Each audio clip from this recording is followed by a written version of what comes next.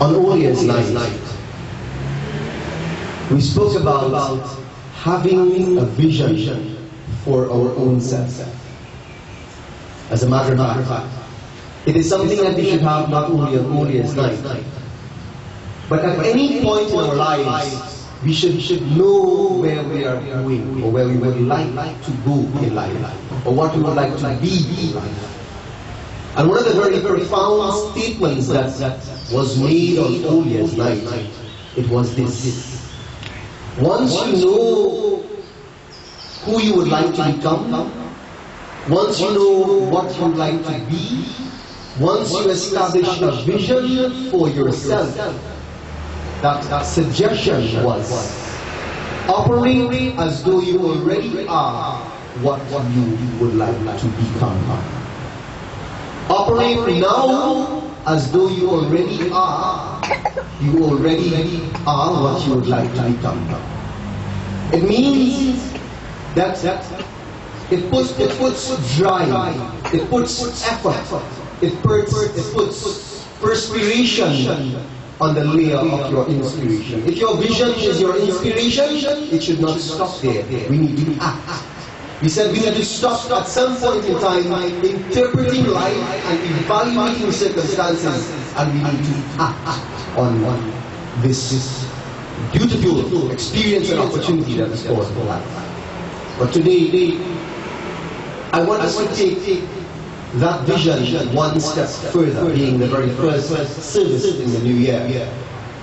And it is to ask ourselves as adults, primarily as adults, this message is for this morning: how do we help our children achieve their vision? How do we help our children achieve their vision? But the first question is, how do we help them set a vision for themselves? You see, many adults today, and I hope not in this gathering, but there are many adults who, when you ask them a question, where do you see yourselves in 3 to 5 years? They stumble upon that thought, because they're not very sure where they see themselves in 3 to 5 years. But today, I want you to think of your children. If you do not have children, you have probably grandchildren, or maybe your nieces and your nephews, or the neighbor's child that you have a very close relationship with. Think of the children in your environment, and are they clear in what vision they have for themselves? As a matter of fact, that is one of our roles as adults, as parents, as elders in society.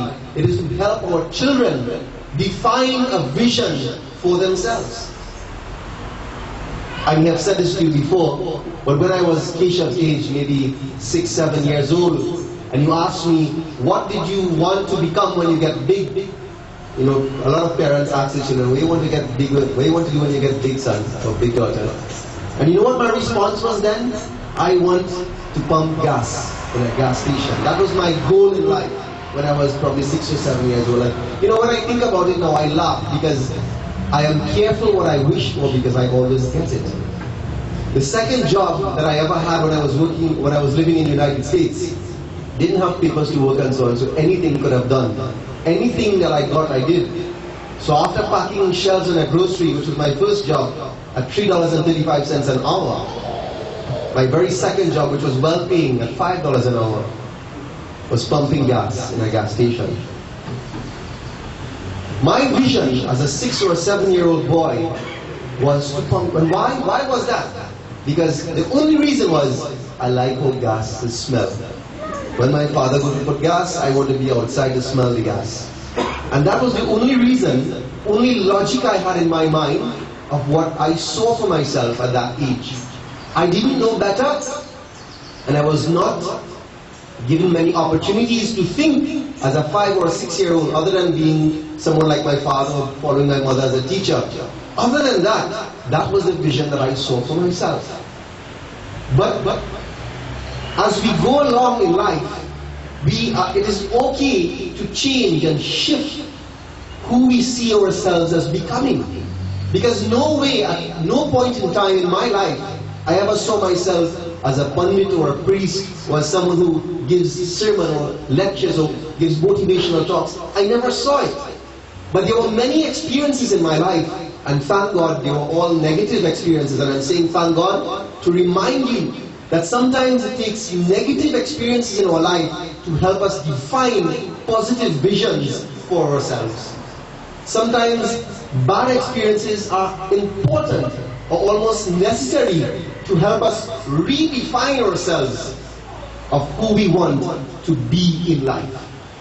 It was when I was criticized for some of the simple things that I was doing as a young pandit, trying to define reading scripture and so on. Those were the moments, the defining moments, that caused me to think, I would not like to live the rest of my life being criticized. But more than that, I wanted to be among those gurus that I saw and I idolized at that stage in my life. So the point I'm making this morning is, as children, we need to help our children define for themselves a vision in their life.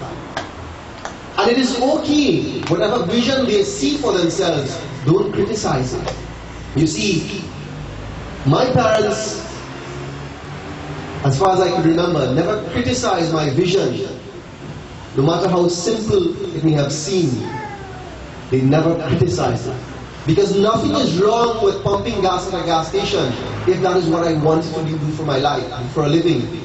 You see, every role in society is required. Can you imagine life? Most of us as parents want our children to become doctors and lawyers and engineers and so on. But can you imagine life or a society without people who clean the streets? Can you imagine society without people who pass every morning and pick up the garbage? Can you imagine life with those who don't sew and create garments for us to wear? Probably we'll all be wearing loincloths today or deerskin.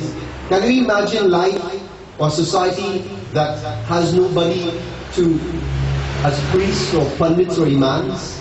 Can you imagine a society without doctors? You see, sometimes we think that only a particular type of job group or routine is elite. We have defined certain things as elite, but that's not true. Every role in society, every single role in society, it is important. And when your child has a vision for himself or herself, we need to encourage that vision as what is best for that child. We also have a role to influence the vision. We can show them other things and other opportunities that exist if the child doesn't see it. But when that child defines a vision for himself or herself, even if you would like to change that vision or adjust it or redirect that vision, never criticize that initial vision that that child has for himself or herself. What that shows is forethought.